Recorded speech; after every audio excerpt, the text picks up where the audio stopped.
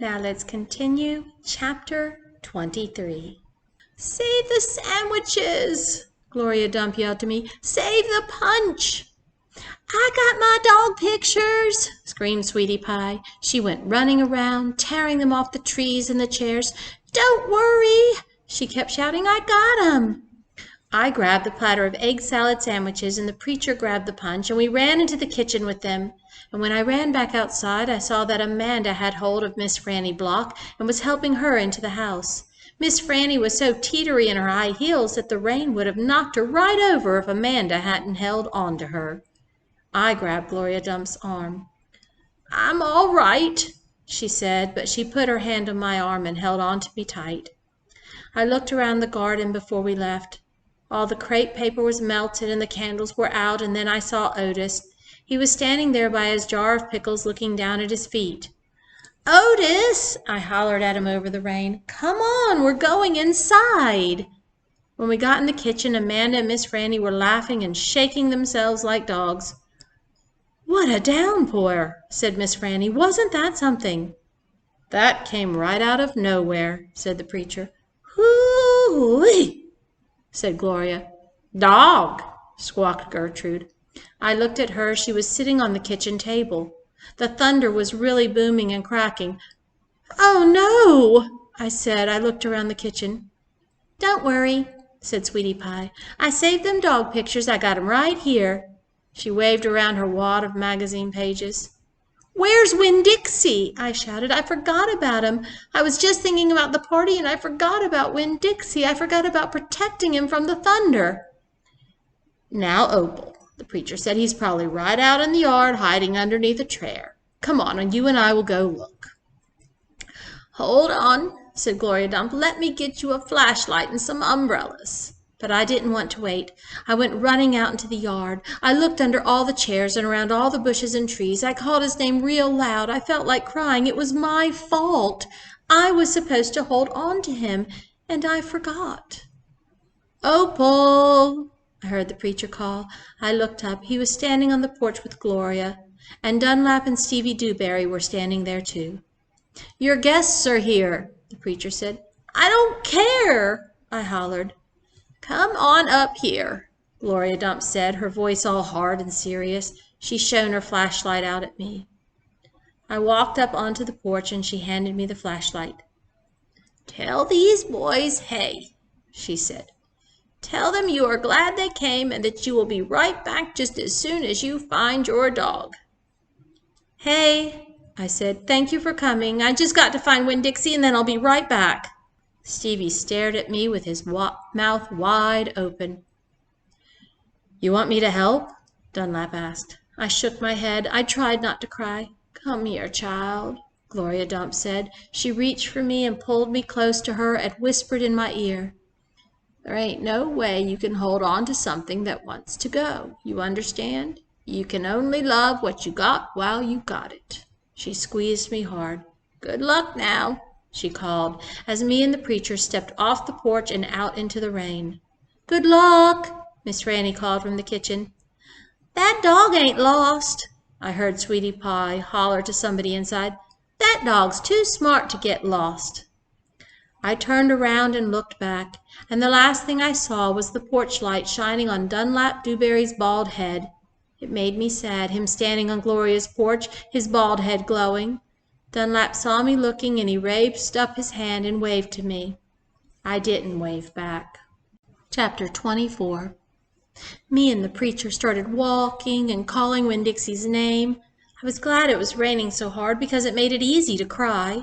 I cried and cried and cried, and the whole time I was calling for Winn-Dixie. "Winn-Dixie!" I screamed. "Winn-Dixie!" the preacher shouted, and then he whistled loud and long, but Winn-Dixie didn't show up. We walked all through downtown. We walked past the Dewberry's house and the Herman W. Block Memorial Library and Sweetie Pie's yellow house and Gertrude's Pets.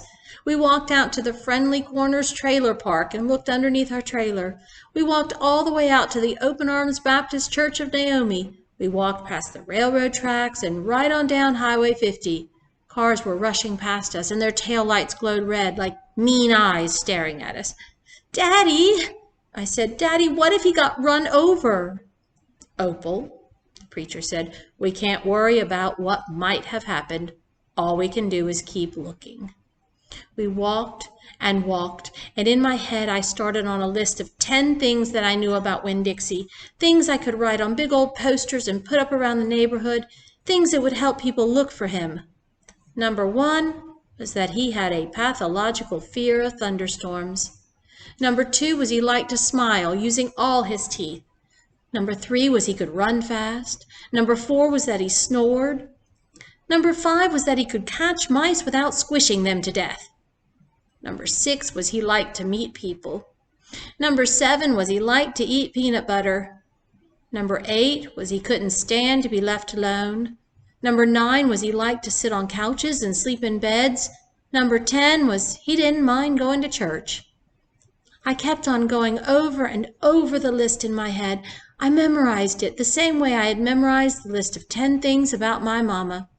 I memorized it, so if I didn't find him, I would have some part of him to hold on to.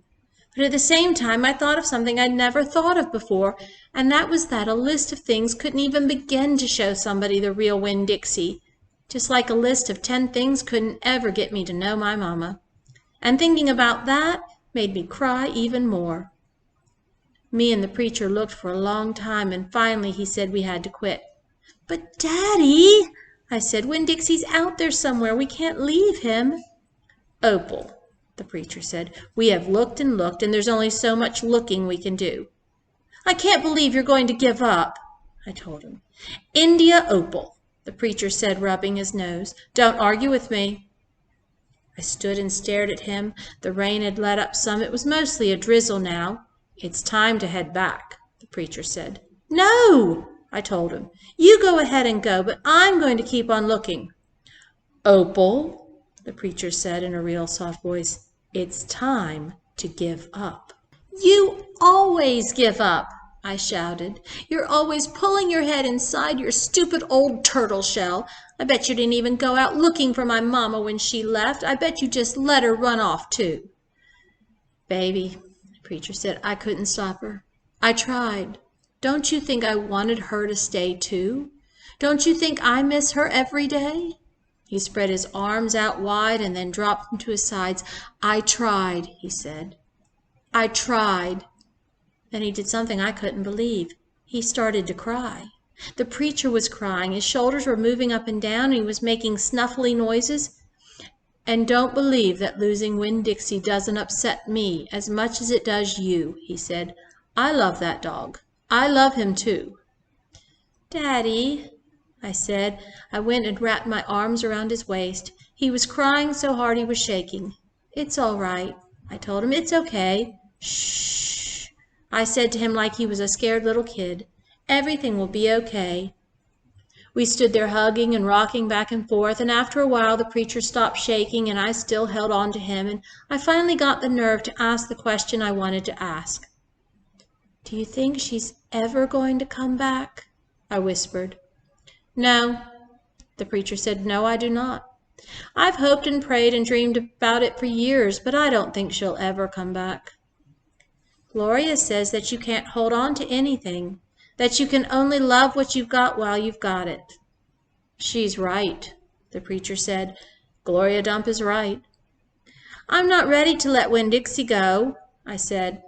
I had forgotten about him for a minute, what with thinking about my mama. "We'll keep looking," said the preacher. "The two of us will keep looking for him. But do you know what? I just realized something, India Opal. When I told you your mama took everything with her, I forgot one thing, one very important thing that she left behind." "What?" I asked. "You," he said. "Thank God your mama left me you." And he hugged me tighter. "I'm glad I've got you too," I told him, and I meant it. I took hold of his hand and we started walking back into town, calling and whistling for Winn-Dixie the whole way. Wow. Now, in case you've forgotten, Winn-Dixie does have a pathological fear of thunderstorms. And remember, that means it's a completely irrational fear and nothing calms him down during a thunderstorm, no matter how much Opal tries. So, In thinking about this, with the thunderstorm happening in the middle of the party and Winn-Dixie running off, what do you think has happened to Winn-Dixie? But what I'd like for you to do is tell us where you think Winn-Dixie is, but do it by telling that part of the story as if you are Winn-Dixie.